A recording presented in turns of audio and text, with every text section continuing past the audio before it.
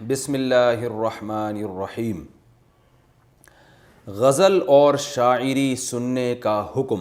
کیا ہم غزل اور شاعری سن سکتے ہیں؟ اس میں کوئی گناہ تو نہیں؟ بنت نذیر انڈیا سے۔ غزل یا شاعری یہ جو گانے بجانے کی اس میں نہ ہو، جیسے آج کل جو گانے آ رہے ہیں وہ تو ظاہر میوزک ہے، اس میں بےہودگی ہے، وہ تو جائز نہیں ہے۔ لیکن ویسے وہ غزل جو یعنی آپ کی غزل سے مراد یہ ہے کہ صرف شاعری ہو لیکن مفہوم اس کا غزل کا ہو، تو وہ سننا جائز ہے، اس میں کوئی حرج نہیں ہے۔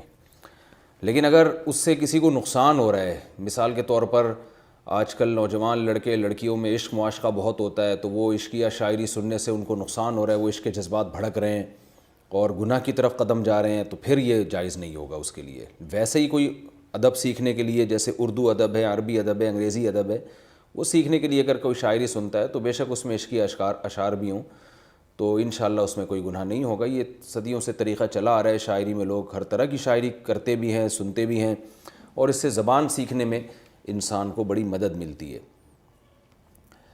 اندھیرے میں نماز پڑھنا کیسا ہے؟ اندھیرے میں نماز پڑھنے کا کیا حکم ہے؟ اگر نماز کے دوران اندھیرا ہو جائے تو نماز جاری رکھیں یا روشنی کر کے دوبارہ پڑھیں؟ بنت احسن انڈیا سے۔ اندھیرے میں نماز پڑھنا جائز ہے، کوئی حرج نہیں ہے اس میں۔ اگر نماز کے دوران اندھیرا ہو جائے تو نماز جاری رکھیں۔ ویسے بھی روشنی کرنے کے لیے جائیں گے چل کے تو نماز تو ٹوٹ جائے گی پھر، تو اس کو مکمل کریں، کوئی حرج نہیں ہے اس میں۔ بیٹی کا کیا نام رکھیں؟ ہمارے ہاں بیٹی پیدا ہوئی ہے، اس کا کیا نام رکھیں سمجھ میں نہیں آ رہا، برائے مہربانی کوئی اچھا سا نام بتا دیں۔ محسنہ صاحبہ لاہور سے۔ آپ کی بیٹی آپ کی سمجھ میں نہیں آ رہا تو میری سمجھ میں کہاں سے آئے گا؟ تو یہ سوال جو ہے نا مسائل میں شامل ہونے کا نہیں تھا، یہ تو میں تو شرعی مسائل کا جواب دیتا ہوں، تو لیکن پھر بھی ہماری ٹیم نے شامل کر لیا ہے، تو کچھ بھی نام رکھ لیں۔ صحابیات کے نام پہ سب سے بہتر ہے، پیغمبروں یعنی جو جیسے حضرت مریم ہے، پیغمبر تو نہیں ہے لیکن اللہ نے ان کا تذکرہ پیغمبروں کے ساتھ کیا ہے، تو مریم نام اچھا ہے۔ یعنی جو بھی بڑی شخصیات گزری ہیں اسلامی تاریخ میں، ان میں سے کسی کے نام پہ بھی رکھا جا سکتا ہے، اور فنکاروں اداکاروں کے نام پہ نہیں رکھنا چاہیے، غیر مسلموں کے نام پہ نہیں رکھنا چاہیے۔ آج کل یہ بھی ایک بڑا یعنی ٹرینڈ چل نکلا ہے کہ لوگ جو ہے نا صرف شہرت دیکھتے ہیں کہ مشہور کوئی بھی ہو تو اس کے نام پہ نام رکھ دیتے ہیں۔ صرف مشہور ہونا کافی نہیں ہے، کوئی اچھی شخصیت ہو اس کے نام پہ اپنے بچوں کے نام رکھنے چاہیے۔ عبایا یا ڈھیلا لباس خواتین کیا پہنیں؟ کیا خواتین کے لیے عبایا پہننا ضروری ہے یا ڈھیلے لباس کے ذریعے جسم کو چھپانا بھی کافی ہے؟ غفرانہ صاحبہ کراچی سے۔ دیکھیں مقصد ہے پردہ کرنا، وہ اس میں کوئی بھی کپڑا ہو جس سے پردہ ہو جائے تو شریعت میں اتنا کافی ہے۔ عبایا پہننا ضروری نہیں ہے، لیکن عبایا میں پراپر طریقے سے پردہ ہو جاتا ہے۔ آج کل تو خواتین کی جو ڈریسنگ ہے نا، وہ پردہ وہ لباس میں اتنی اٹریکشن ہوتی ہے کہ وہ لباس ہی فتنے کا ذریعہ بن جاتا ہے۔ تو پراپر ڈریس ہونا چاہیے، ڈھیلا ڈھالا لباس ہونا چاہیے۔ اگر کسی نے ایسا پراپر ڈریس پہن لیا جس سے چہرہ بھی چھپ گیا، اور یعنی اسکارف لے لیا چہرہ چھپ جائے جس سے، اور باقی ڈریس نے پورے جسم کو کور کر لیا، تو پردے کا جو واجب درجہ ہے وہ ادا ہو جاتا ہے۔ لیکن عبایا پہننا بہتر ہے، اس میں پراپر طریقے سے صحیح طرح سے پردہ ہو جاتا ہے اس میں۔ تو یہ جو اتنی ساری ملک میں لاکھوں کروڑوں خواتینیں عبایا پہنتی ہیں، ظاہر ہے یہی سوچ کے پہنتی ہیں نا کہ اس سے پراپر پردہ ہوتا ہے، تو ساری قوم سے الگ ایک 1.5 اینٹ کی الگ مسجد بنانا تو کوئی اس کا تک بنتا نہیں ہے۔ تو جو سارے کر رہے ہیں وہی کر لیں۔ ایک نیا مارکیٹ میں ایک چیز کو لانچ کرنا کہ جی اب بغیر دوپٹے کے پردہ ہوگا اور بغیر برقعے کے پردہ ہوگا، تو اس تکلف کی ضرورت کیا ہے؟ تو جو جیسے باقی خواتین عبایا پہن رہی ہیں، برقع پہن رہی ہیں، اسی طرح سے پردہ کر لیا کریں۔ دیر سے آنکھ کھلی تو پہلے فجر پڑھیں یا اشراق؟ فجر کی نماز قضا ہو جائے اور اشراق کے وقت آنکھ کھلے تو پہلے فجر کی نماز پڑھیں یا اشراق کی؟ بنت حسن کراچی سے۔ رسول اللہ صلی اللہ علیہ وسلم نے فرمایا، من نام عن صلاۃ او نسیہا فلیصلیھا اذا ذکرھا، او کما قال صلی اللہ علیہ وسلم۔ کوئی نماز بھول جائے پڑھنا یا سو جائے، یعنی بھول جائے یا سو جائے، تو جیسے ہی آنکھ کھلے اور جیسے ہی یاد آئے تو فوراً پڑھ لے۔ آگے الفاظ ہے فإن ذلک وقتھا، پھر اس کی نماز کا یہی وقت ہے۔ تو اس لیے پہلی بات تو یہ کہ نماز قضا کر دینا اس سے بڑا اسلام میں کوئی جرم اور گناہ ہے نہیں. یہ ہلکا کام نہیں ہے کہ آپ کی فجر کی نماز قضا ہو جائے, یہ معمولی جرم نہیں ہے. تو آپ پورے طریقے سے فجر میں اٹھنے کا اہتمام کریں. پھر بھی انسان ہے, بشر ہے, آپ نے الارم بھی لگا لیا, آپ نے پراپر رات کو جلدی سونے کا معمول بھی بنا لیا, پھر بھی اتفاق سے ہو جاتا ہے کبھی آنکھ نہیں کھلتی, تو پھر فوراً اٹھ کے آپ نے فجر کی نماز پڑھنی ہے, مکروہ وقت گزر جائے بشرطے کے. تو یعنی جو اشراق کا ٹائم جب شروع ہو جاتا ہے نا تو مکروہ وقت گزر چکا ہوتا ہے, تو فوراً اٹھ کے آپ نے فجر کی نماز پڑھنی ہے. نبی صلی اللہ علیہ وسلم نے فرمایا پھر یہی وقت ہے آپ کے لیے, یعنی اسی میں انشاءاللہ ادا کا ثواب مل جائے گا, کیونکہ آپ نے جان کر نماز کو قضا نہیں کیا. پھر اس کو مزید تاخیر کرنا یہ درست نہیں ہے اس میں. تو پہلے فجر پڑھیں, اور اس میں افضل یہ ہے فجر کی سنتوں میں کہ سنتیں بھی پڑھی جائیں, چاہے وہ قضا ہی ہو جائیں. اگر زوال سے پہلے آپ فجر کی قضا کر رہے ہیں تو بہتر یہ ہے کہ اس میں سنتیں بھی پڑھیں آپ, پھر 2 فرض پڑھیں, کیونکہ نبی صلی اللہ علیہ وسلم کی لیلۃ التعریس میں جو اسی طرح آپ کی آنکھ لگ گئی تھی, نماز قضا ہو گئی تھی, تو آپ صلی اللہ علیہ وسلم نے پہلے 2 سنتیں بھی پڑھی اور اس کے بعد آپ صلی اللہ علیہ وسلم نے فرض پڑھے. تو بہتر یہ ہے کہ سنتیں بھی پڑھے جائیں, فرض بھی پڑھے جائیں, اس کے بعد پھر آپ اشراق پڑھیں اور اس پہ توبہ استغفار بھی کریں. ایصال ثواب کے لیے کون سے اعمال کریں؟ ایصال ثواب کے لیے غریبوں کو کھانا ہم کھلا سکتے ہیں. نیز اور کون کون سے ایسے کام ہیں جو ایصال ثواب کے لیے ہم کر سکتے ہیں؟ انم صاحبہ کراچی سے. سارے سوال خواتین ہی پوچھ رہی ہیں, مردوں کے پاس میرا خیال ہے مسائل پوچھنے کا ٹائم نہیں ہے, پب جی سے فرصت نہیں ہے, شاید یہ وجہ ہو. جتنے بھی سوالات آ رہے ہیں سارے خواتین کے آ رہے ہیں. ایصال ثواب کے لیے کون سے اعمال کریں؟ دیکھیں, ایصال ثواب کے لیے پوچھا ہے کہ غریبوں کو کیا کھانا کھلا سکتے ہیں. جی بالکل کھلا سکتے ہیں, لیکن غریبوں کو یہ نہیں بتائیں کہ ہمارے ابا کا انتقال ہو گیا, اس میں ہم تمہیں کھلا رہے ہیں. وہ سمجھیں گے خوشی میں کھلا رہے ہیں, اور اگر وہ یہ بھی نہ بھی سمجھیں کہ خوشی میں کھلا رہے ہیں, تو وہ یہ چاہیں گے کہ اللہ کرے سب کے ابا کا انتقال ہو جائے تاکہ روزانہ یہ لنگر ملتا رہے ہمیں. تو ان کو بس یہ بتانے کی ضرورت نہیں ہے. تبھی یہ جو مخصوص دنوں میں کھانے کھلائے جاتے ہیں, تیجا ہے, 40واں ہے, ہم اس کو بدعت سمجھتے ہیں, کیونکہ کوئی دن خاص کر لینا صدقہ و خیرات کے لیے جبکہ اس کی شریعت میں کوئی اصل نہ ہو, تو یہ بدعت عمل ہے. اور اس پہ غریب کہتے ہیں آج جو ہے نا, وہ اب تو یہ لفظ بن چکا ہے کہ جو ہے لوگ کسی کو بد دعا دے رہے ہوتے ہیں نا, تو یہ لفظ کہتے ہیں کہ اللہ کرے تمہارے سویم کے چاول کھاؤں میں آ کے. یعنی اس کا مطلب لوگوں نے یہ سمجھ لیا کہ میت اور کھانا ساتھ ساتھ ہیں, حالانکہ کھانا تو ولیمے کے موقع پر ہوتا ہے, میتوں پر تھوڑی ہوتا ہے, میتوں پر تو غم ہوتا ہے. تو آپ نے اگر ایصال ثواب کے لیے صدقہ کرنا ہے یا کسی کو کھانا کھلانا ہے تو چپکے سے جا کے کھلا دیں. ان کو یہ نہ بتائیں کہ میرے ابا کا انتقال ہو گیا یا فلاں مر گیا تو میں اس کے ثواب کے لیے کھلا رہا ہوں. بس صدقہ کر رہا ہوں, دل میں نیت کریں کہ اس کا ثواب فلاں کو پہنچے. اور یہ چیز منسوس ہے. صحابیہ نے رسول اللہ صلی اللہ علیہ وسلم سے پوچھا, یا رسول اللہ ان امی توفیت عنی افاتصدق عنہا, میری والدہ کا انتقال ہو گیا ہے, میں ان کی طرف سے صدقہ کر سکتی ہوں؟ آپ صلی اللہ علیہ وسلم نے فرمایا ہاں کر سکتی ہو. تو بعض علماء کہتے ہیں صرف صدقہ ہی جائز ہے, لیکن جو بر صغیر کے علماء ہیں ان کی رائے یہی ہے کہ حدیث میں ایک اشارہ دے دیا ہے کہ نیکی کا ثواب میت کو پہنچایا جا سکتا ہے. تو صدقہ ایک نیکی ہے, تو ایک ایگزامپل دی جا رہی ہے. تو مراد صرف یہ نہیں ہے کہ صدقہ, کوئی بھی نیکی کی جا سکتی ہے میت کے لیے, نماز پڑھی جا سکتی ہے, تلاوت کی جا سکتی ہے, قربانی تو نبی صلی اللہ علیہ وسلم نے کی ہے, ایک اپنے لیے ایک امت کے لیے, تو قربانی بھی کی جا سکتی ہے. تو کوئی بھی نیکی کی جا سکتی ہے, کوئی خاص نہیں ہے. لیکن پھر بھی بہتر یہ ہے کہ صدقے کو زیادہ فوکس کریں, کیونکہ یہ بالکل حدیث میں اس کی مثال ہے اور اس میں کوئی اختلاف نہیں ہے صدقے میں. تو اس لیے صدقہ کرنا یہ زیادہ افضل عمل ہے, اور دعائیں کرنی چاہیے میت کے لیے. ایام میں منزل پڑھنا, کیا مخصوص ایام کے دوران منزل پڑھ سکتے ہیں؟ حفصہ صاحبہ کراچی سے. دیکھیے, قرآن مجید کی تلاوت نہیں کی جا سکتی خواتین اپنے مخصوص ایام میں, کیونکہ ناپاکی کی حالت ہوتی ہے. ناپاکی کی حالت میں قرآن کی تلاوت جائز نہیں ہے. آج کل بعض علماء کہتے ہیں کہ ناپاکی کی حالت میں آپ قرآن کو ہاتھ بھی لگا سکتے ہیں, پڑھ بھی سکتے ہیں. تو اس کے میں نے جواب پہ کلپ ریکارڈ کروایا ہے وہ آپ گوگل پہ سرچ کریں, تو وہ اس میں نے دلائل دی ہیں کہ یہ جائز عمل نہیں ہے. رہا یہ مسئلہ کہ منزل پڑھی جا سکتی ہے یہ نہیں, تو دیکھیں قرآن کی وہ آیتیں جن میں دعا کا بھی عنصر ہے یا رقیہ کا پہلو بھی ہے. رقیہ کہتے ہیں دم کرنا, جنات یا آصف وغیرہ سے بچنے کے لیے, جیسے سورہ فلق اور سورہ ناس ہے. اب یہ قرآن کی آیتیں تو ہیں, لیکن یہ رقیہ بھی ہے. رقیہ کا مطلب جھاڑ پھونک کے طور پہ بھی یہ استعمال ہوتی ہے. تو اس طرح کی جو آیتیں ہیں یا جن میں دعا کا عنصر ہو, جیسے ربنا آتنا فی الدنیا حسنہ, یہ دعا ہے. تو رقیہ کے متعلق آیتیں کون سی ہیں؟ جیسے آیت الکرسی ہے, اور سورہ بقرہ کا آخری رکوع ہے، حدیث میں آتا ہے رات کو پڑھ کے اس کو یعنی رات کو اس کی تلاوت کرنی چاہیے، بطور رقیہ کے ہے یہ۔ سورہ فلق اور سورہ ناس ہے، یہ چاروں قل ہیں، یہ بھی بطور رقیہ کے یعنی دم کے طور پر کیے جاتے ہیں۔ تو یہ تو رقیہ سے متعلق آیتیں ہو گئیں، یا وہ آیتیں جن میں سحر کا تذکرہ ملتا ہے، جیسے قرآن مجید میں آتا ہے قال موسیٰ ما جئتم بہ السحر ان اللہ سیبطلہ ان اللہ لا یصلح عمل المفسدین۔ حضرت موسیٰ علیہ السلام نے جادوگروں سے فرمایا کہ تم جو کچھ لا رہے ہو نا یہ جادو ہے، اللہ اس کو باطل کر دے گا۔ تو کسی پر جادو ہو تو یہ پڑھ کے دم کرنے سے فائدہ ہوتا ہے، تو کیونکہ اس میں جادو کا مضمون ہے۔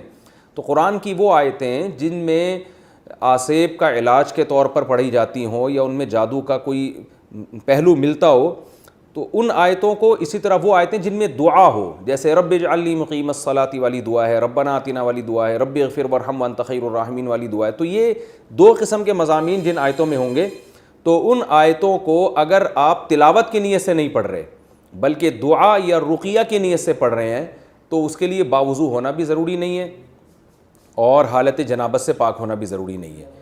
تو حالت باوضو ہونا تو ویسے بھی قرآن کی تلاوت کے لیے ضروری نہیں ہے، ہاتھ لگانے کے لیے ضروری ہے کہ باوضو ہوں، لیکن حالت جنابت میں بھی پھر یہ پڑھی جا سکتی ہیں، لیکن نیت آپ کی تلاوت کی نہیں ہونی چاہیے، نیت آپ کی رقیہ کی ہو یا دعا کی نیت ہو۔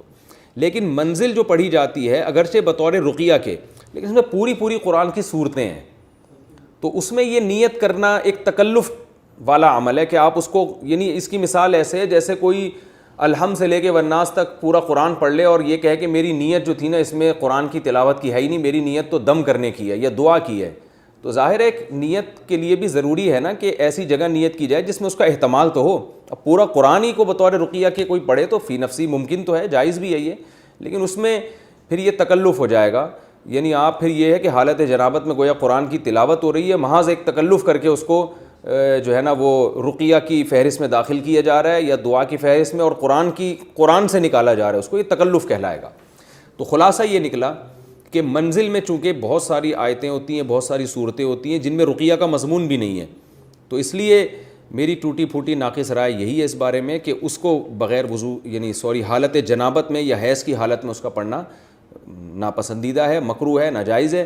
لیکن ویسے اگر قرآن مجید میں کوئی آیت ہو یا کوئی صورت ہو جو بطور رقیہ پڑھی جاتی ہو، اس کا معمول ہو اور احادیث سے یا جو ہے نا امت کے عمل سے اس کا رقیہ ہونا ثابت ہو یا تجربے سے ثابت ہو، تو وہ آپ حالت جنابت میں بھی پڑھ سکتے ہیں۔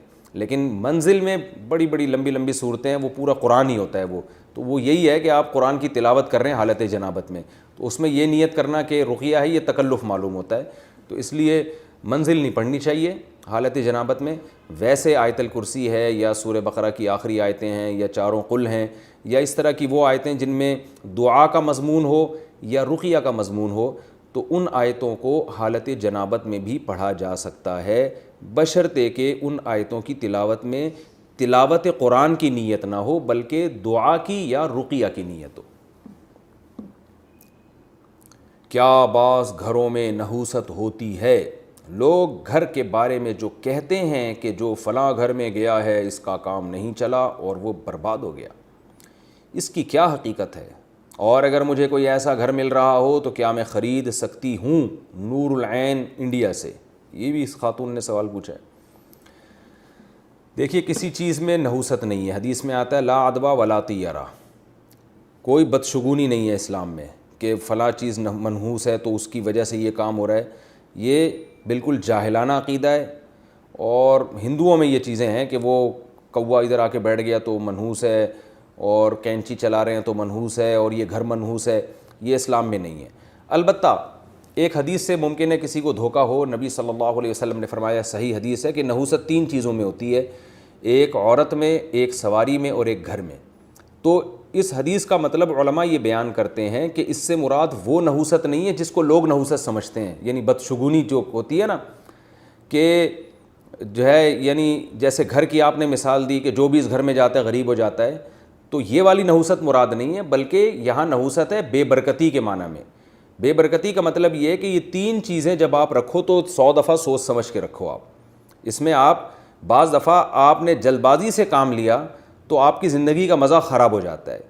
پہلی مثال دی عورت کی، یعنی بیوی کی مثال دی ہے کہ اگر آپ کسی بد اخلاق عورت سے شادی کر لیں یا بانجھ عورت سے نکاح کر لیں تو آپ اولاد سے محروم ہو جاتے ہیں, بہت بڑی خیر و برکت سے محروم ہو جاتے ہیں. یا بد اخلاق عورت سے شادی کر لیں تو گھر کا مزہ خراب ہو جاتا ہے, زندگی کا مزہ کرکرا ہو جاتا ہے, ہر وقت چڑ پڑ لگی رہتی ہے گھر کے اندر. تو آپ صلی اللہ علیہ وسلم کا مفہوم کیا ہے کہ بھئی بیوی ایسی ہو کہ آپ کی زندگی کو سکون ملے. تو اس لحاظ سے عورت میں فرمایا کہ نحوست ہوتی ہے. مطلب یہ کہ جب وہ گھر میں آتی ہے تو یا تو گھر کو جنت بنا دے گی یا جہنم بنا دے گی, تو سوچ سمجھ کے لایا کرو. یہ وہ والی نحوست نہیں ہے جو ہندوؤں کے یہاں جس کا تصور ہے کہ بس بیوی آئے گی تو وہ کتنی بھی بیچاری اچھی ہو, لیکن اگر آپ کے کاروبار میں نقصان ہو گیا تو بلی اس پہ ڈال دو کہ اس سے شادی کے بعد مجھے کاروبار میں نقصان ہوا, اس کی نحوست ہے. تو یہ نہیں ہے حدیث کا مطلب, کیونکہ اس کی تو نبی صلی اللہ علیہ وسلم نفی کر چکے ہیں کہ یہ والی نحوست تو اسلام میں اس کا کوئی تصور ہے ہی نہیں, یہ غلط ہے. تو اس لیے یہ جو آج کل ہے نا کہ بھئی مجھے جو میرے کاروبار میں نقصان ہو رہا ہے, میری جب سے شادی ہوئی ہے اس سے اس کے بعد سے نقصان ہو رہی ہے, اس بیوی کی نحوست ہے, تو یہ تصور بالکل غلط ہے. تو حدیث کا مفہوم یہ ہے کہ عورت کی وجہ سے انسان کی زندگی بن بھی جاتی ہے, تباہ بھی ہو جاتی ہے. اگر وہ خوش اخلاق ہے, یا وہ زیادہ تر علماء تو اس کا مفہوم بیان کرتے ہیں کہ وہ اگر آپ کو اولاد نہیں دے رہی تو بھی یہ آپ کی ایک نحوست ہے کہ آپ کے بچپن میں یعنی جو ہے نا آپ کو یعنی آپ کے بڑھاپے میں جو ہے وہ اولاد آپ کے کام آتی, آپ کے کاروبار میں معاش میں آپ کا ساتھ دیتی, بیٹیاں آپ کو محبت دیتی, آپ کی بیوی نے بچے ہی نہیں, جیسے کہ آج کل تو عام طور پر خواتین 1-2 بچوں کے بعد کہتی ہیں ہمیں بچے ہی نہیں چاہیے. تو یہ بھی ایک قسم کی نحوست ہی ہے کہ آپ کو ایک خاندان ہی نہیں مل رہا. پھر آگے وہ نحوست آگے آپ کے بچوں میں بھی چلتی ہے کہ بچوں کو بہن بھائی نہیں ملتے, پھر جو کھیلنے کودنے کے لیے اپنی باتیں شیئر کرنے کے لیے بہنوں کو بہنیں نہیں ملتی, بھائیوں کو بھائی نہیں ملتے, تو وہ محبتیں, اور پھر آگے ان کی اولادیں ہوں گی تو کزن نہیں ملیں گے ان کو, کیونکہ ایک آدھ مارکیٹ میں چچا ہوں گے ان کے, اور ایک آدھ کہیں پھپھو شاید دریافت ہو جائیں, کیونکہ دادا کے 2 ہی بچے تھے, تو اب آگے ان کے پوتوں کے پھپھے خالے کہاں گئے, وہ سارے کے سارے ماموں, وہ سارا سیٹ اپ بھی برباد کر دیا اس عورت نے 2 بچوں کے چکر میں.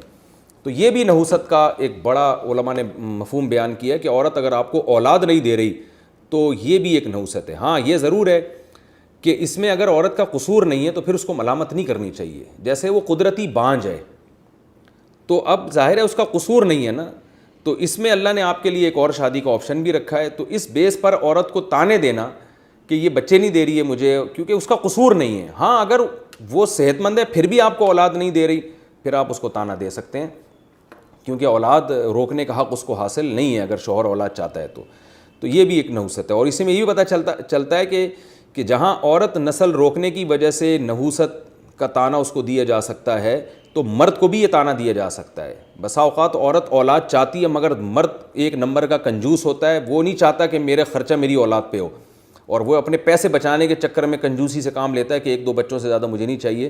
تو یہ مرد بھی عورت کے لیے منحوس ثابت ہوتا ہے, کیونکہ یہ اس کو اولاد کی نعمت سے محروم کر رہا ہے. اور کیونکہ اولاد کی نعمت کو اسلام میں ایک بہت بڑی نعمت سمجھا گیا ہے, تبھی اللہ نے یہ نہیں فرمایا کہ تمہیں اللہ اولاد ایک بطور پینلٹی کے لگا دیتا ہے, بلکہ اللہ نے فرمایا یہب لمن یشاء اناثا, جس کو چاہتا ہوں بیٹیاں گفٹ کرتا ہوں, ویہب لمن یشاء الذکور, جس کو چاہتا ہوں بیٹے گفٹ کرتا ہوں. تو گفٹ کا لفظ قرآن نے استعمال کیا, اس سے پتہ چلتا ہے کہ بیٹے یا بیٹیاں, او یزوجہم ذکرانا و اناثا, جس کو چاہتا ہوں دونوں دے دیتا ہوں, بیٹے بھی گفٹ اور بیٹیاں بھی گفٹ کر دیتا ہوں.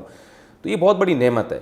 تو اگر عورت کی شادی غلط جگہ ہو گئی تو مرد منحوس معذرت کے ساتھ, اور اگر مرد کی شادی ایسی عورت سے ہو گئی جو اس کو خاندان ہی نہیں دے رہی ہے تو اس کا مطلب یہ بھی اس کے لیے ایک نحوست والا عنصر پایا جاتا ہے. تو اس لیے حدیث کا مفہوم ہے کہ نکاح کرنے میں احتیاط سے کام لے انسان. دوسری بات, سواری میں آپ صلی اللہ علیہ وسلم نے فرمایا نحوست ہے, وہاں بھی لوگ کنجوسی کرتے ہیں. یہاں بھی نحوست کا مطلب یہ ہے کہ سواری بھی انسان اگر سستے کے چکر میں گھٹیا سواری لے لے تو وہ بھی جو غم اور دکھ دیتی ہے, وہ غم اور دکھ سے مجھے یاد ہے ہمارے ایک دوست تھے, وہ جب بھی کہیں آتے تھے تو ٹینشن دیتے تھے نا, تو جب بھی کسی محفل میں آتے تو دوسرے دوست ان سے خطاب کرتے آئیے غم دیجیے, یعنی ہمیں پتہ ہے آپ بیٹھیں گے تو کچھ نہ کچھ ٹینشن والی باتیں کریں گے, تو کہتے ہیں آئیے بیٹھیے کچھ دکھ دیجیے, کچھ غم دیجیے ہم کو.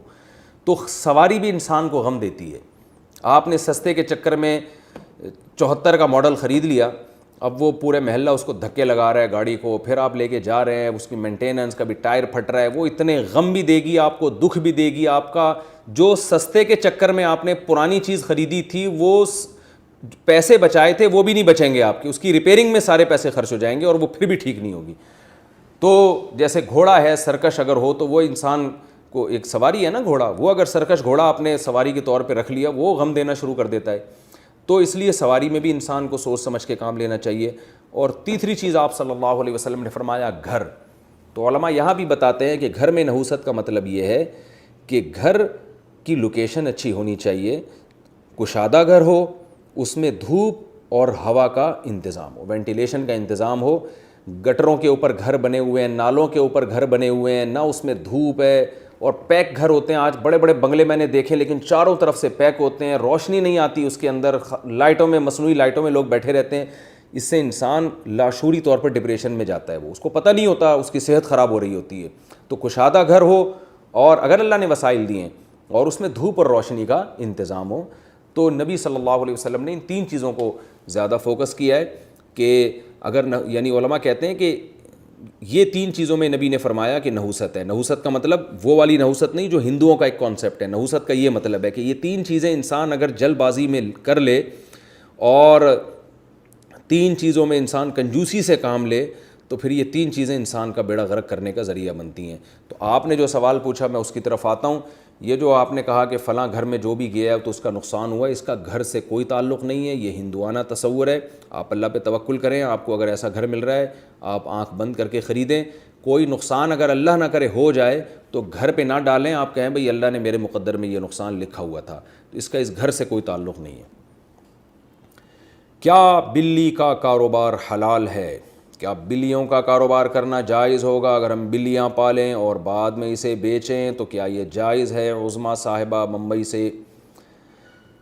دیکھیے جائز تو ہے مگر مکروہ ناپسندیدہ ہے. نبی صلی اللہ علیہ وسلم نے بلی کے جو اجرت ہے، یعنی بلی کو آپ فروخت کر کے جو اس کا ثمن حاصل ہوتا ہے، اس کو آپ صلی اللہ علیہ وسلم نے اس کو ناجائز قرار دیا ہے. تو جمہور علماء وہاں جو کہتے ہیں کہ آپ صلی اللہ علیہ وسلم نے اس کو پسند نہیں کیا، اس سے مراد کراہت تنزیہی ہے، یعنی حرام. بعض علماء تو حرام ہونے کے قائل ہیں لیکن جمہور علماء کہتے ہیں کہ وہاں مراد جو نبی نے منع کیا ہے، یعنی بلی کے جو قیمت ہے اس کو کھانے سے، تو یہ ممانعت حرام کے درجے میں نہیں ہے بلکہ کراہت تنزیہیہ کے درجے میں ہے. دوسرے دلائل کی روشنی میں اس کی وجہ ہے کہ بلی کا جھوٹا حلال ہے، جھوٹا پاک ہے بلی کا، تو وہ ناپاک جانور نہیں ہے، تو اس لیے اس کے ناجائز ہونے کی اور کوئی وجہ نہیں ہے. البتہ اس حدیث کی روشنی میں بعض علماء کہتے ہیں کہ حرام ہے، لیکن جمہور علماء کہتے ہیں کہ مکروہ تنزیہی ہے. مکروہ تنزیہی کا مطلب ہوتا ہے اوائڈ کرنا، بچنا بہتر ہے.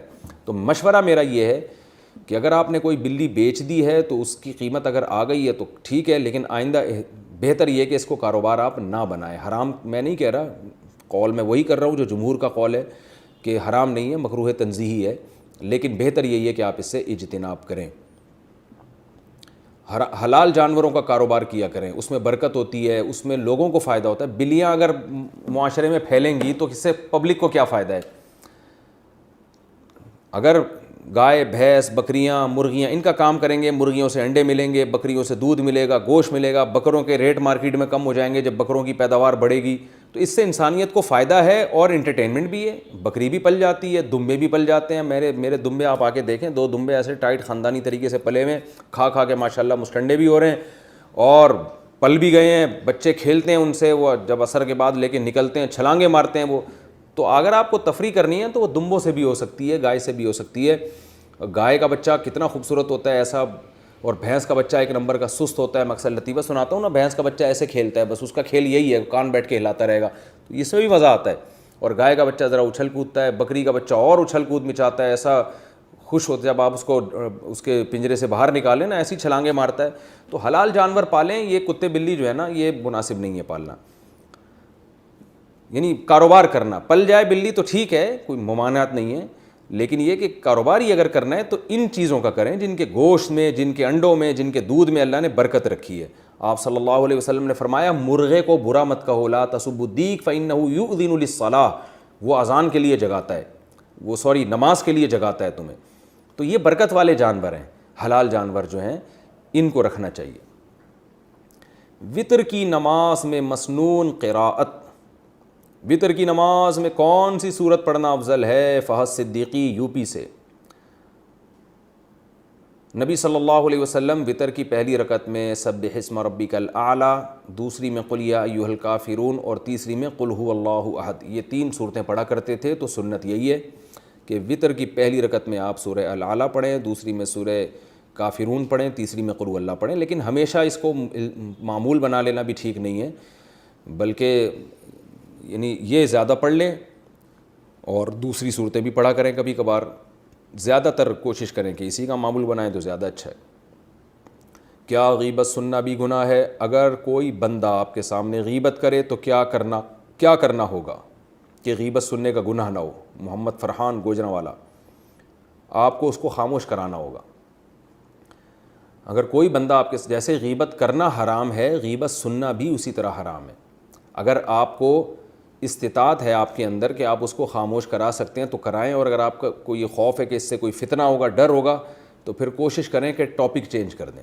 اس کو صراحتاً نہ بولیں کہ بھائی چپ کرو، بلکہ اس کو ٹاپک جو ہے چینج کر دیں۔ جیسے وہ کہہ رہے ہیں یار وہ فلانا وسیم بھائی، ستار بھائی یوں کرتے ہیں، آپ ایک دم ٹاپک چینج کر لیں، ابے یار یہ دیکھ یار یہ کوئی نئی خبر آئی ہوئی ہے، سنا ہے کہ وہ یہ مسئلہ ہو گیا۔ اس طرح سے ٹاپک چینج کریں تاکہ اس مصیبت سے جان چھوٹے آپ کی۔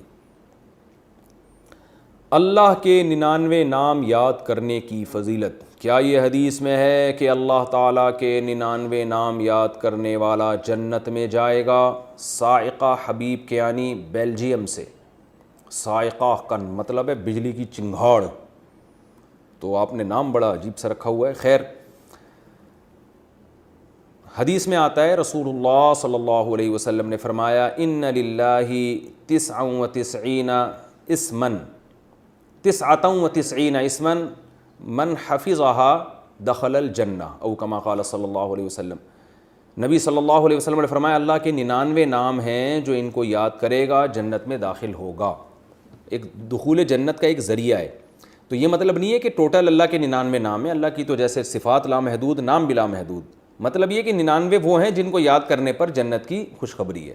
تو اگر کوئی شخص کبیرہ گناہوں سے بچتا ہے تو اللہ کے 99 ناموں کو یاد کر کے اگر وہ اس کا معمول بنائے تو انشاءاللہ یہ چیز بھی جنت میں داخلے کا ایک ذریعہ بنے گی۔ لیکن کبائر گناہوں سے بچنا بہرحال ضروری ہے۔ اس طرح کی جو فضائل کی حدیثیں ہیں اس سے کبھی دھوکے میں نہیں آنا چاہیے کہ اب گناہ سے چھوڑنے کی ہمیں ضرورت نہیں ہے۔ جہاں ایک حدیث میں یہ آتا ہے کہ 99 نام یاد کرنے سے جنت میں جائیں گے، وہاں حدیثوں میں یہ بھی تو آتا ہے کہ نماز چھوڑنے والا کتنا سخت گناہ گار ہے، اس کو کیسے عذاب دیا جائے گا۔ تو کبیرہ گناہوں سے بچنے کے بعد ان فضائل کی طرف ہمیں توجہ دینی چاہیے۔ روزے میں منہ میں پانی لے جانے میں احتیاط۔ میں جب روزے میں نہاتی ہوں یا منہ دھوتی ہوں تو ایسا لگتا ہے کہ حلق میں پانی جا رہا ہے۔ وہم کی مریضہ ہیں یہ خاتون، جس کی وجہ سے بار بار پانی تھوکتی ہوں، کیا روزے میں اتنی احتیاط کرنا ضروری ہے؟ بنت عبداللہ کراچی سے۔ آپ کے سوال کے اسٹائل سے لگ رہا ہے کہ آپ کو وہم کی بیماری ہے۔ آپ ایسے ہی غسل کر لیا کریں جیسے ساری دنیا کرتی ہے، جائیں قلی کریں، منہ بھر کے غرارے نہ کریں، ناک میں پانی ڈالیں، اور قلی کرنے کے بعد جب 3 دفعہ آپ نے منہ بھر کے قلی کر لی تو منہ میں تھوڑی سی تراوٹ رہ جاتی ہے، تو 1 دفعہ منہ بھر کے تھوک پھینک دیں، اس کے بعد بھول جائیں، پھر نہ دیکھیں کہ کیا ہے، پھر وہ جو تھوڑی بہت تراوٹ اگر رہ بھی گئی تو وہ معاف ہے۔ اگر آپ نے اس پر عمل نہ کیا تو آپ کا یہ وہم ختم نہیں ہوگا، یہ بڑھ بڑھ کے اتنا خطرناک ہو جائے گا کہ آپ 6 مہینے تک غسل ہی کرتی رہو گی اور آپ کو تھوکتی رہو گی، آپ کو یہ لگے گا شاید میرے منہ میں پانی جا رہا ہے۔ تو آپ نے اگر اپنے اوپر کنٹرول نہ کیا نا، اس وہم سے اپنے آپ کو نکالا نہیں، تو یہ وہم کی بیماری جان لیوا ثابت ہوتی ہے، یہ برباد کر دیتی ہے لوگوں کو۔ تو اس لیے اپنے جان پر رحم کریں۔ قلی کی منہ بھر کے پانی پھینک دیا، اس کے بعد منہ میں تھوڑی سی تری رہ جاتی ہے، پانی رہ جاتا ہے، تو 1 دفعہ تھوک پھینک دیا، بس وہ کافی ہے، اس کے بعد دوبارہ سوچے ہی نہیں کہ کیا ہو رہا ہے۔ بالوں کو مستقل اسٹریٹ کروانا۔ میرا ننیال آپ کے عزیز شہر سہارنپور میں، ماشاءاللہ ماشاءاللہ۔ میرا سوال یہ ہے کہ میرے بال باریک ہونے کے سبب الجھتے ہیں، یہ نہیں بتایا کہ میں، اچھا آگے بتایا کہ یہ دہلی سے ہیں۔ میرے بال باریک ہونے کے سبب الجھتے بہت زیادہ ہیں، سلجھانے میں مشکل پیش آتی ہے، کیا میں بالوں کو مستقل طور پر اسٹریٹ کروا سکتی ہوں؟ طیبہ صاحبہ دہلی سے۔ جی ہاں، بالوں کو اسٹریٹ کروانے میں کوئی حرج نہیں ہے، کوئی گناہ نہیں ہے اس میں۔ یہ فرقہ وارانہ قسم کا خطرناک سوال ہے، آگ لگ جائے گی اگر اس سوال کا میں نے جواب دیا، اس لیے میں ایک سوال گلفشاں صاحبہ انڈیا سے پوچھتی ہیں، ان کا سوال میں شارٹ کر رہا ہوں۔ بوڑھی عورت پر عدت، بوڑھی عورت پر عدت کیوں واجب ہے؟ حائضہ عورت کے لیے تو عدت کا مسئلہ سمجھ میں آتا ہے، مگر بوڑھی عورت یا جسے حیض ہی نہ آتا ہو اس پر عدت کیوں ہے؟ شگفتہ صاحبہ انڈیا سے۔ اللہ میاں نے فرض کی ہے بھائی عدت، ہم کیا کریں کہ کیوں ہے؟ ہمیں تو ہر حکم کی حکمت کو تو سمجھ میں آنا ضروری نہیں ہے۔ اگر نابالغ بچی پر بھی عدت واجب ہے، اگر اس کا نکاح ہو جاتا ہے، طلاق ہو جاتی ہے، تو قرآن کہہ رہا ہے واللائی لم یحزن، تو ان لڑکیوں پر بھی عدت واجب ہے جن کو ابھی مینسز آنا شروع ہی نہیں ہوئے ہیں، وہ 3 مہینے کی عدت گزاریں گی، حالانکہ وہاں بھی حمل ٹھہرنے کا امکان نہیں ہے۔ اسی طرح وہ عورتیں جو بوڑھی ہو جاتی ہیں، ان کو حیض کا امکان ہی ختم ہو گیا، اللہ فرماتے ہیں ان کی عدت بھی 3 مہینے ہے۔ تو جو طلاق کی عدت ہے اور موت کی عدت 4 مہینے 10 دن ہے۔ تو یہ اللہ نے احکام دیے ہیں، ان میں اگر حکمت سمجھ میں نہ بھی آئے تو بس اللہ کا حکم ہے۔ بہت سے علماء نے بہت سی حکمتیں بیان کی ہیں۔ ایک بڑی حکمت اس میں یہ بھی ہے کہ شوہر کا احترام عورت کے دل میں ڈالنا، یعنی اسے یہ باور کرانا کہ تم سے ایک نعمت چھن گئی ہے تو اس لیے تم اتنے دن سوگ میں رہو گی۔ سوگ کا مطلب یہ نہیں کہ جو ہندوؤں میں تصور ہے کہ بہت ہی گندی میلی کو چلی، یہ تو نہیں ہے اسلام میں۔ ظاہر ہے کہ زینت اختیار نہیں کرے گی، کپڑے تو پراپر جیسے صاف ستھرے پہنتی ہے پہنے گی، لیکن خوشبو کا استعمال، میک اپ، چوڑیاں، یہ زینت اختیار نہیں کرے گی۔ تو اس میں ایک بڑا مقصد عورت کو یہ تصور کرانا بھی ہے کہ شوہر کی نعمت چھینی ہے تم سے۔ آپ کہہ سکتے ہیں کہ جب چھینی گئی تو اب اس کو یہ احساس دلانے سے کیا فائدہ؟ یہ فائدہ ہے کہ معاشرے میں دوسری عورتوں کو احساس ہوگا کہ شوہر ایک بہت بڑی نعمت ہے۔ جب وہ چھن جاتا ہے تو اللہ تعالیٰ عورت کو یہ حکم دیتے ہیں کہ وہ اتنا عرصہ تک سوگ میں رہے۔ سوگ کا مطلب یہ نہیں کہ روئے پیٹے ہائے ہوئے کرے، مطلب یہ کہ وہ گھر سے باہر نہ نکلے، زینت اختیار نہ کرے، کیونکہ اب اس کے لیے نکاح کرنا حرام ہے۔ تو نکاح کرنا حرام ہے، لہذا وہ چیز جو مردوں کو اس کی طرف مائل کرے نکاح کے لیے وہ چیز بھی حرام۔ تو زینت سے مرد مائل ہوں گے اس کی طرف شادی کے لیے، تو وہ میلان کا دروازہ بھی اللہ نے بند کیا ہے۔ تو اس میں نسب کی حفاظت کے ساتھ ساتھ ایک شوہر کا حق بیان کرنا بھی مقصود ہے، تاکہ عورتیں جن کی میاں زندہ ہیں ان کی تھوڑی قدر کر لیں، اور جب یہ خاتون کا میاں مر گیا، انہوں نے عدت پوری کی، جب کہیں اور شادی کریں تو پھر اس نئے والے میاں کی قدر کریں گے۔ تو اللہ کی حکمتوں میں سے ایک حکمت یہ ہے، باقی پوری حکمتیں تو ظاہر ہے اللہ ہی جانتے ہیں، ہم اللہ کے حکام کے مکلف ہیں، جس طرح ہمیں کہہ دیا ہم اس طرح حکم کو فالو کریں گے۔ یہ جو آج کل نئے نئے پروفیسر ٹائپ کے لوگ پیدا ہو رہے ہیں، حکمتیں نکال کے شریعت کے حکام ہی کی دھجیاں اڑا دیں، جیسے غامدی صاحب نے تو کہا کہ اگر الٹرا ساؤنڈ سے پتہ چل جاتا ہے کہ حمل نہیں ہے تو اگلے دن ہی گھر سے باہر نکل جائے، کیونکہ اب بچہ تو نسب میں تو اشتباہ ہو نہیں سکتا۔ تو یہ بالکل 100% غلط بات کی غامدی صاحب نے، اس پر میں نے کلپ بھی ریکارڈ کروایا ہے کہ قرآن نے تو ان عورتوں کو بھی عدت گزارنے کا حکم دیا جن کو حمل ٹھہرنے کا سرے سے امکان ہی نہیں ہے، تو ان کو بھی عدت گزارنے کا حکم دیا۔ اس سے پتہ چلتا ہے کہ عدت کا مقصد محض نسب کی حفاظت نہیں ہے، اور بھی کچھ مقاصد ہیں شریعت کے۔ دیکھیں، عورت کا میاں باپ مر جائے تو 3 دن سو گئے، بھائی مر جائے 3 دن سو گئے، بیٹا مر جائے 3 دن سو گئے، شوہر مر جائے 4 مہینے 10 دن۔ تو اس سے پتہ چلتا ہے نا کہ اللہ کی نظر میں عورت کے لیے میاں کی کوئی ویلیو ہے۔ تو جب اللہ کی نظر میں ہے تو خواتین کو بھی اپنے میاں کو کوئی ویلیو دے دینی چاہیے، اس سے ثواب ملے گا انشاءاللہ۔ اچھا بھائی، پچھلی قوموں پر عذاب کی وجہ، میں نے ایک پوسٹ میں پڑھا تھا کہ قرآن میں پچھلی قوموں پر عذاب کا جو ذکر آیا ہے وہ ان کے نماز روزہ چھوڑنے کی وجہ سے نہیں تھا، بلکہ ناپ تول میں کمی کرنے اور حقوق العباد ادا نہ کرنے کی وجہ سے تھا۔ جبکہ میرے خیال میں قرآن میں ان قوموں کے تباہ ہونے کا ذکر آیا ہے جو اللہ پر ایمان نہیں رکھتے اور شرک کرتے تھے۔ اس بارے میں رہنمائی فرمائیں۔ رافعہ صاحبہ لاہور سے، دیکھیں قرآن میں اس کا تذکرہ آیا ہے، فَكُلًّا أَخَذْنَا بِذَنبِهِ، سورہ عنکبوت میں، ہم نے گناہ کی وجہ سے امتوں کو پکڑا ہے، گناہ کی وجہ سے۔ اب گناہ میں کبھی وہ اللہ کا حق ہوتا ہے، کبھی مخلوق کا حق ہوتا ہے۔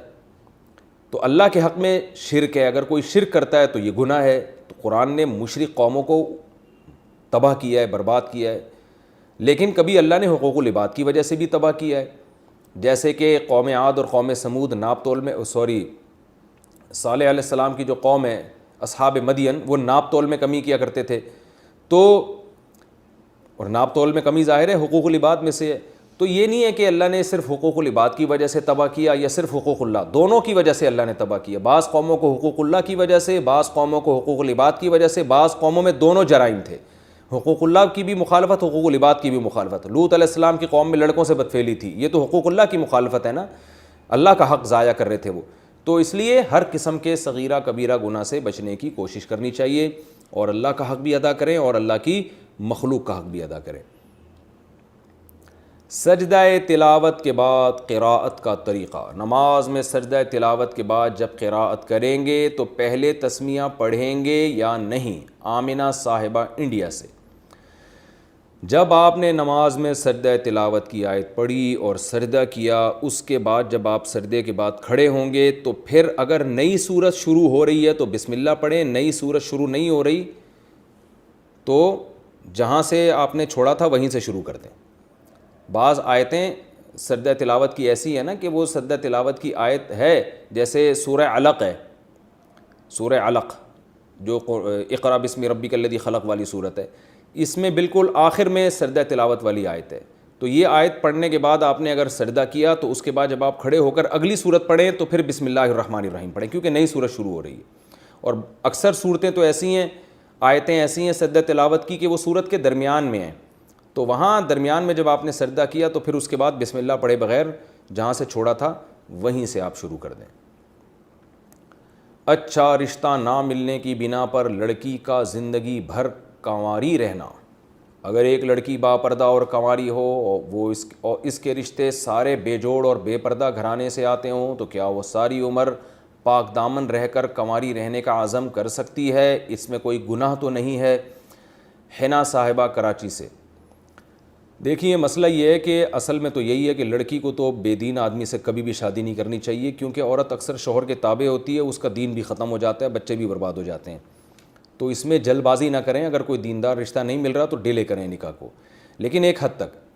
جب خدا نخواستہ یہ خوف ہو کہ اب اگر ریجیکٹ کر دیا رشتہ تو آئندہ نکاح ہی نہیں ہوگا، تو پھر اس میں خطرہ یہ ہوتا ہے کہ آج ایک عورت پاک دامن ہے، کل ایسا نہ ہو کہ گناہ ہو جائے اس سے، تو گناہوں میں پڑنے کا بہرحال خطرہ ہوتا ہے۔ تو اس لیے اس بارے میں کوئی ہر ایک کے لیے ایسا اصول نہیں بیان کیا جا سکتا جو سب کے لیے ایک ہی حکم ہو کہ ہم یہ کہیں کہ نہیں جی صبر کر لیں ساری زندگی، اور یہ بھی نہیں کہا جا سکتا کہ کر لیں۔ تو ہر ایک کے حالات دوسرے سے مختلف ہوتے ہیں۔ اگر کسی لڑکی کو غالب گمان ہے کہ میرا دین داؤ پہ لگ جائے گا، کہ میں نے اگر شادی کی میں برباد ہو جاؤں گی، میرا پردہ ختم ہو جائے گا، اور وہ یہ سمجھتی ہے کہ جب تک کوئی اچھا رشتہ نہیں آئے گا میں آرام سے صبر کر کے گھر بیٹھ سکتی ہوں، میں کسی آزمائش میں مبتلا نہیں ہوں گی، تو بہتر ہے کہ وہ گھر بیٹھ کے صبر کرے۔ لیکن یہ فیصلہ بہت سوچ سمجھ کے کرے، کیونکہ ہو سکتا ہے آج آپ سے صبر ہو رہا ہو کل نہ ہو، فتنے میں پڑتے ہوئے انسان کو دیر نہیں لگتی۔ اور اگر یہ خطرہ ہو کہ نہیں بھائی کل کوئی آزمائش آ سکتی ہے اور مسائل کھڑے ہو سکتے ہیں، تو پھر some thing is better than nothing. پھر کیا کرنا ہے کہ بڑی برائی سے بچنے کے لیے چھوٹی مصیبت کو گلے لگا لینا ہے کہ چلو اس مرد سے شادی کرنے میں کوشش کروں گی مکمل دین کو فالو کروں، لیکن کم از کم میں زنا سے بچ جاؤں گی، برائی سے بچ جاؤں گی، اور ایک گھر مل جائے گا مجھے، اولاد کی نعمت مل جائے گی، تو بڑی بڑی برائیوں سے جو ہے میں محفوظ ہو جاؤں گی۔ تو یہ فیصلہ یعنی ہر ایک کے کوئی ایک ایسی لاٹھی نہیں ہے جس سے سب کو ہانکا جا سکے، بلکہ ہر ایک کے حالات دیکھ کر اس کو مختلف قسم کے مشورے دیے جا سکتے ہیں۔ تو یہ میں کوئی قاعدہ اور ضابطہ نہیں بیان کر رہا، ہر ایک نے اپنے بارے میں خود فیصلہ کرنا ہے، اور بہتر ہے کہ آپ اپنے سب سے پہلے تو والد سے پوچھیں، باپ سے بہتر بیٹی کا خیر خواہ کوئی بھی نہیں ہوتا۔ تو باپ کے لیے یہ فیصلہ کرنا آسان ہوتا ہے کہ اس بیٹی کا میرا مزاج کیا ہے، یہ سسرال میں چلے گی بھی کہ نہیں چلے گی، اور باپوں پر لازم ہے کہ وہ بچی کا مزاج دیکھ کے شادی کیا کریں، زبردستی اپنی رائے ان پر تھوپا نہ کریں، اس سے بڑا نقصان ہوتا ہے آگے چل کے۔ یہ تھوپنے کا لفظ تھوڑا سا ایبیوزو ہے لیکن چلتا ہے، تو ہو یہ رہا ہے نا آج کل مارکیٹ میں۔ سجدے میں دعا مانگنے کا صحیح طریقہ، کیا نماز کے سجدے میں عربی دعائیں مانگ سکتے ہیں؟ فرض اور نفل دونوں کے بارے میں بتا دیں۔ جی مانگ سکتے ہیں عربی دعائیں، کوئی گناہ نہیں ہے، البتہ بہتر یہ ہے کہ فرض میں صرف سبحان ربی الاعلیٰ پر اکتفا کیا جائے، بہتر یہ، اور جو باقی دعائیں ہیں وہ نفل نمازوں کے سجدے میں مانگی جائیں، کیونکہ فرض جو ہے نا یہ بالکل توقیفی کا مطلب نبی صلی اللہ علیہ وسلم نے حکم دیا، سبح اسم ربک الاعلیٰ جب نازل ہوئی تو آپ نے فرمایا اجعلوہ فی سجودکم، سجدے میں یہ دعا پڑھا کرو، یعنی سبح اسم، یہ جو سبحان ربی الاعلیٰ ہے، تو آپ صلی اللہ علیہ وسلم نے جو ہے وہ فرض میں یہ فرض میں جو ہے نا یعنی حکم دیا نماز میں پڑھو، تو اس سے اولین مصداق تو فرض نماز ہے نا، تو اس لیے علماء کہتے ہیں بہتر ہے کہ فرض نمازوں میں جو عام دعا منقول ہے اسی پر اکتفا کیا جائے، اور نوافل کے سجدوں میں آپ چاہیں تو عربی میں جتنی دعائیں مانگیں، لیکن وہ عربی آپ کے اپنے الفاظ نہ ہوں، بلکہ وہ قرآن و سنت سے جو دعائیں ثابت ہیں وہی ورڈنگ ہونی چاہیے۔ ایسا نہ ہو کہ آپ عربی زبان میں اپنی طرف سے کچھ شروع کر دیں اس میں، تو وہ نماز کے جو ایک ہیئت ہے اس کے خلاف ہے کہ اس میں عام طرح کا کلام کیا جائے۔ تو وہ دعائیں سجدے میں نماز میں مانگیں جو قرآن و سنت سے ثابت ہیں، جیسے ربنا آتینا ہو گئی اور رب اجعلنی ہو گئی، یا اس طرح کی جو دعائیں ہیں۔ حدیث میں آتا ہے کہ سب سے زیادہ دعا قبول ہوتی ہے جب انسان سجدے کی حالت میں ہوتا ہے۔